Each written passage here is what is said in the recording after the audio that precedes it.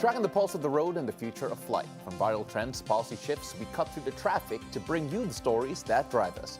Your fast-track guide to everything on the move starts right now. From the Billionaire News Channel studio to Mellow 947 BFM, I'm Paolo del Rosario. This is Shift Happens.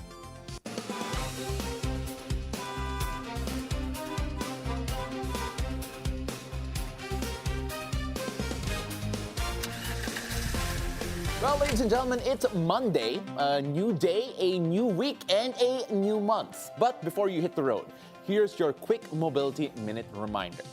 The MMDA is rolling out the Unified Vehicle Volume Reduction Program, better known as the Expanded Number Coding Scheme. Today, plates ending in 1 and 2 stay home. If you're on the road, go home. Got an errand to run or make a quick run to make? You're free to drive during the window hours from 10:01 in the morning until 4:59 in the afternoon. But heads up, Makati drivers, no window hours for you. The city runs coding straight through 7 a.m. to 7 p.m. As always, public utility vehicles, emergency units, and essential services get the green light anytime. No exceptions. And of course, our green plate friends, that's you EV drivers. What's up? Cruise right through too. Commuters riding the everyday train can show more smiles this month as the Department of Transportation will offer free rides at the LRT2 and MRT3 every Wednesday starting August 5. This is part of the department's commemoration of the Republic Act 11055 or the Philippine Identification System Act. Train passengers can avail of the free ride every Wednesday this month. That's August 5, 12, 19, and 26. During the morning rush from 7 to 9 a.m. and the evening rush from 5 to 7 p.m. Commuters only need to present a national ID, whether physical, digital, or a printed e-fill ID before riding the train. There's also a free ride coming on September 16, this time to mark Global Identity Day. And for those who have yet to apply, the DOTR says the Philippine Statistics Authority is running national ID registrations at Araneta, Cubao, and Taft Avenue stations. Now, every great journey begins long before we step into a car, train, or bus. It starts with the places we pass through, the stations we wait in, the walkways we cross, the terminals that welcome us, and the public spaces that connect our communities. The best transportation systems aren't just built with roads and rails. They're shaped by design that puts people first. As the Philippines continues to modernize its cities and infrastructures, architecture is playing a vital role in making everyday mobility more accessible, more efficient, and more meaningful. Our guest today is one of the country's leading architects responsible for some of the Philippines' most iconic and transformative infrastructure projects.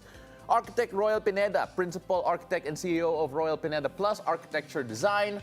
Welcome to the show, and thank you so much for being here. Thank you, Pao. I'm so happy to be back. You know, I love the fact that ang haba ng intro ko sa'yo because you've done so much. I was taking a look at some of your greatest hits, kumbaga, the new Clark City Athletic Stadium and Aquatic Center, the Clark International Airport, the Mactan Cebu International Airport, Stride as well. The work keeps piling on. And I want to talk about your design philosophy first and foremost because looking at all of that, it feels very natural, if you can say that about a building. Well, you're correct. It's really about nature. And every time I approach any design issues, design problems, it's really about what is the people and the place, what is it really all about. No? Either it's EDSA or Mactan or Clark. There's always a sense of, I would say, place and identity that's waiting to be revealed. Mm-hmm. And that's what I'm trying to do. I'm just trying to reveal all the micro-identities of the country. And the wonderful thing about what you're doing is that it's becoming more and more visible. Let's take it to EDSA in particular. Right now, if you're taking a look at some of the busways around Mega Mall, SM North EDSA, your work is starting to come out there. It's starting to imprint there. And the way that it looks, obviously it looks fantastic, but then it's functional design. Yes. Just how does that come about? Well, it's always an important thing to have a roadmap to where you're bringing the country. And I always believe and I always pursue for what is modern Philippines. And I always say this, it's about creating a practical luxury approach, which is luxury by design. So every Filipino deserves luxury for me, and that can be achieved by design. So it's equitable planning. So more important that when we see EDSA and when we see all these projects in SM, the question is, it should be for everyone. You mentioned modern Philippines and you're dreaming of it. What is modern Philippines in your mind? Let's say we get there. How does that look like? It's a better Philippines, so it will never end. In fact, you don't get there as an end. It's always a continuing journey of betterment. So what's good is that it can even be incremental. But the fact that when you look behind and check your previews, the status quo is always challenged by something better. So how do you better EDSA? That's always my question. I've been passing through EDSA for the longest time. I'm 51 years old, and I've been trying to solve EDSA in my head. And fortunately, at a certain moment in my life, SM and the government asked me, hey, can you help us do this? And imagine, as a creative, I already have files of designs in my head. I just needed to pull it out. Yeah, it feels like everyone will have an idea of how to fix EDSA, no? Because you pass it every day, you see the problems every day, and you always think of the solutions. Yes. And it's funny how you said you're 51. You only look 50. Thanks for the 1 year. No, but you also said practical luxury. Yes. Because some people, when they say luxury, they think it's not necessary, right? When you use the word luxury, it could be dealt away with. But then your designs in particular, you're shaking your head right now. Yeah. And I love that because I want you to break that down for me. I believe that equitable planning, equitable design is what the Filipinos deserve. There is no excuse for bad design. Every project with every distinct needs and requirements, a brief, deserves good design, even with their specific budgets. I think that's where creativity and that's where design becomes very powerful. That whatever material you can come up with and create with, it's about the putting together and how you address the problem. Again, I always say it's about the people. Architecture will never be architecture without it serving the people. It's so interesting to me because when people think of architects, they think about the design first and foremost. They think about the aesthetics as well. At least, maybe to the uneducated eye, right?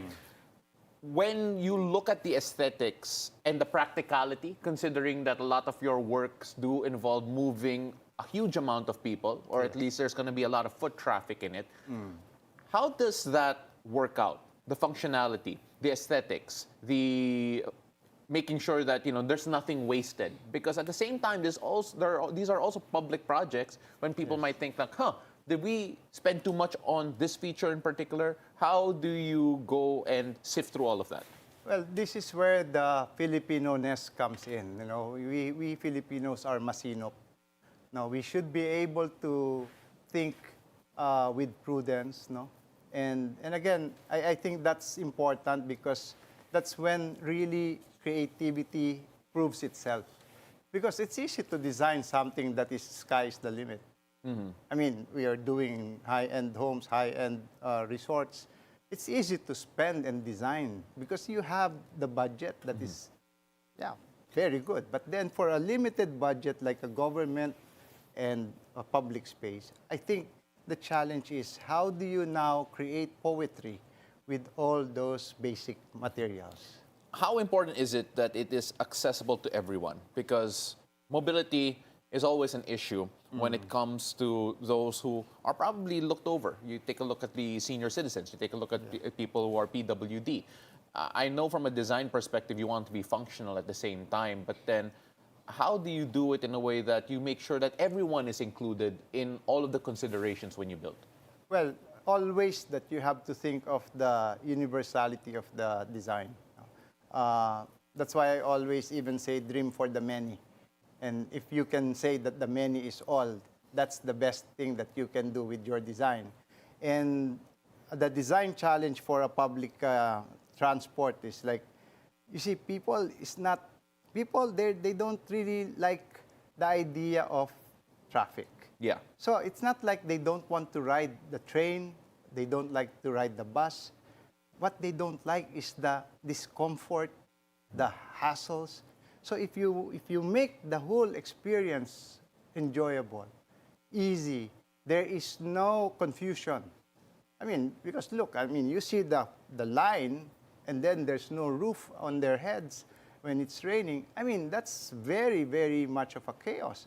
Because at the end of the day, it's never going to be comfortable. Yeah. So it's not that people want to avoid public transportation. They want to avoid discomfort and, again, the non-practical design. Can design, positive design, more comfortable design, actually encourage more people to actually take advantage of our mass transport system, or at least encourage more investment in it? Because Definitely. I know a lot of people who are trying to get private vehicles instead because they will avoid public transportation like the plague. Definitely. I mean, if you look at Dubai and Thailand, you know, they even just park their car somewhere in one station. They take the train, and then they do whatever they need to do, and then just go back to the next terminal again to get their cars, because it's easy. And sometimes totally no cars. So I think it's really about simplifying things and making things easy again for the people. And when we look at the practicalities of making things easy for the people, I could only imagine that it's hard for the architect who's trying to design it. When you go and sit in a meeting with those who have all these interests, when you sit in meetings with those who want to solve a certain problem, what are the things that you normally address first? Or what are the questions that you need answered first when coming up with a project for a certain area? Well, it's always good to understand the brief. No, it's about the humility to listen. Yeah. No, we have to listen to the client. We have to listen to their, right away. Budget is what you need to ask.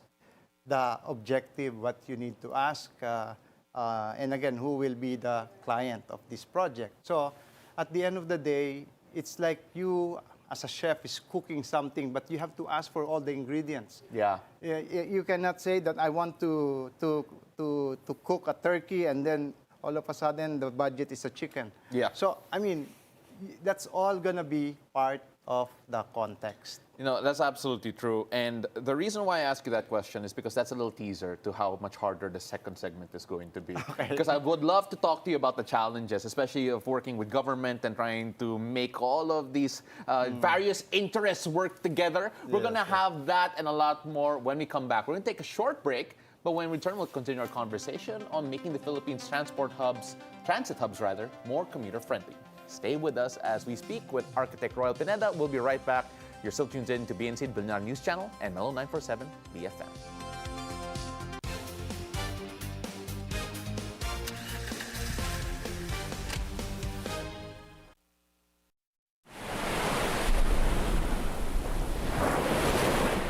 Looking for the perfect escape?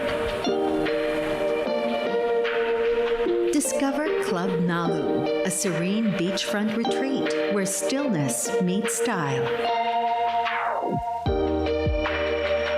Nestled along the quiet shores of Bacnotan in La Union, Club Nalu is designed for slow mornings, ocean breezes,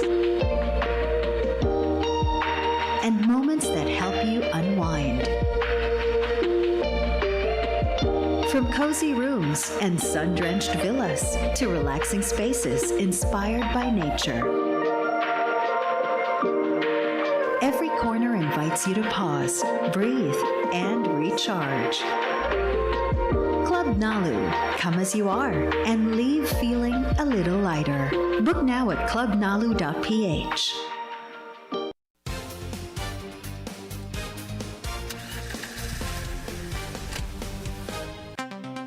Welcome back. You're still watching Shift Happens. I'm Paolo del Rosario, and you're also listening on Mellow 947 BFM. Simulcast on BNC, the Billionario News Channel. Now, we are still with Architect Royal Pineda, the Principal Architect and CEO of Royal Pineda Plus Architecture Design. And one of the reasons why I was so excited to talk to you, my friend, was simply because your work has gone past multiple administrations. A lot of people might say that when it comes to an architect or an engineer working with the government, sometimes they would say like maybe they only work with one admin, doesn't get work with the next one. But your work has encompassed different administrations already, and it just goes to show that good design is a bit more universal. It is universal. And I appreciate also the leadership and the people who appreciated the good design. Because otherwise they won't be coming to us. And I think it's also very important that we in the firm carries a very clear vision of what is a modern Philippines. And in fact, I'd like to emphasize this, that if there's somebody who's really very importantly doing modern Filipino architecture and design, it should be the government. Because they are our father, somehow, or the parent of the nation. And I think if there's an identity that we need to create, the government should be the one to give us all the opportunities to say, this is your playground, create the Filipino identity for the Philippines. You know, I love that, the identity, the architectural identity in particular, because to be honest, me personally, and you can correct me if I'm wrong, the last time I would imagine the Philippines having any sort of architectural identity was back in the day when all of these brutalist buildings started cropping up. Maybe that might be an uneducated way of looking at it, but then since then, I don't know if there has been a consistent way that Filipinos, or the Philippine government in particular, has been building. Does that need to be addressed? Yes. In fact, I would like everybody to ask that question, what is Filipino architecture? Because I think as long as we look for it, then there will be an effort to create it.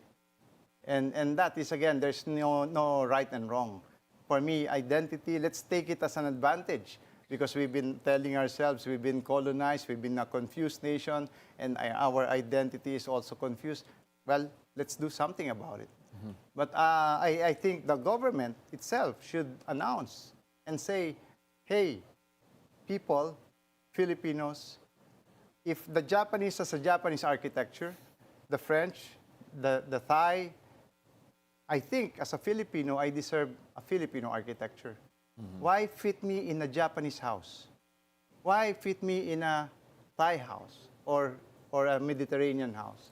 So at the end of the day, I think the challenge is for all the creatives, identity is very important because it connects to dignity.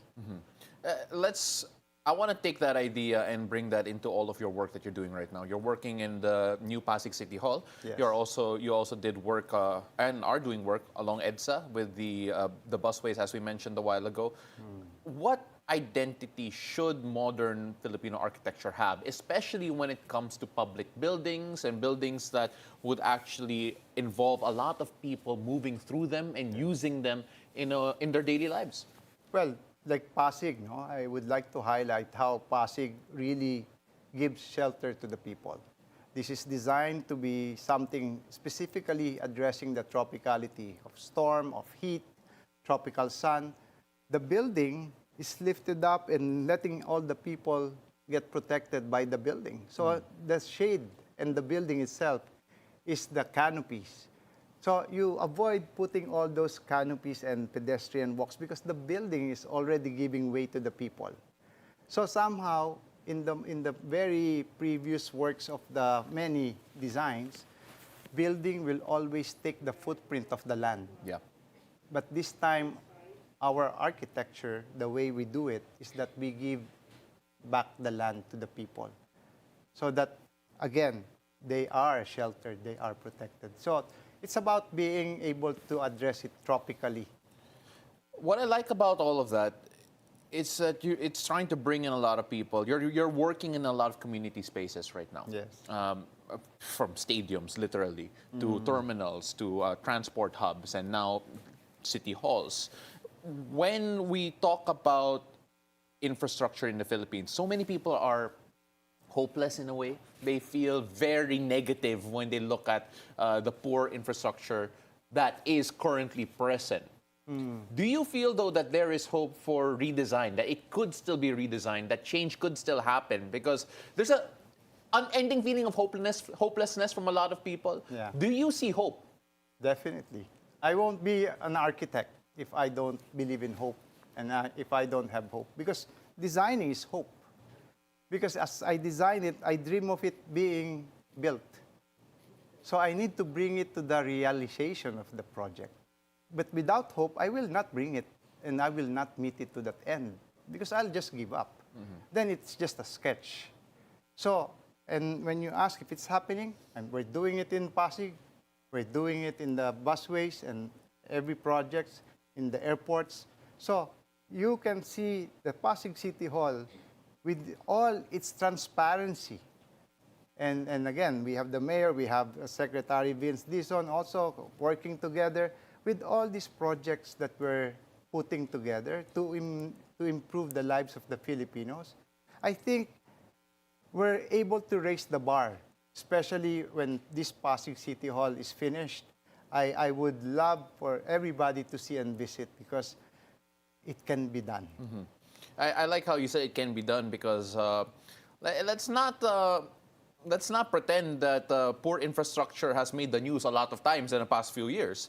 But of course, based on your experience and based on working with the right people, do you feel there is enough good intent within government to actually make a positive change? Oh, yes. I mean, to be fair with the people in the government, it's where you really see people who love this country so much. But it's just really a certain group of people and systems that should really be treated and cured. No? And again, that's corruption. But to tell you honestly, working with the government, I've worked with so many people who love this country the way I love it also. And a while ago, you asked me, what was your question? That what makes me proud? Yeah. And, what makes you most proud? And again, I tell you and I told you, it's me being a Filipino. That makes me very proud because at the end of the day, I cannot be an unresolved person. I cannot finish this existence without knowing who I am and what I am. Architect, we're running out of time, but before I let you go, I want to ask you if you still have a dream project that you haven't gotten a chance to do, but have really worked on in your head already that maybe we can throw out there to the ether and malay mo, someone might be listening and might be able to help you. Well, I always have a dream of the Luz Biminda, the vision of Luz Biminda, which is the connectivity of the Philippines.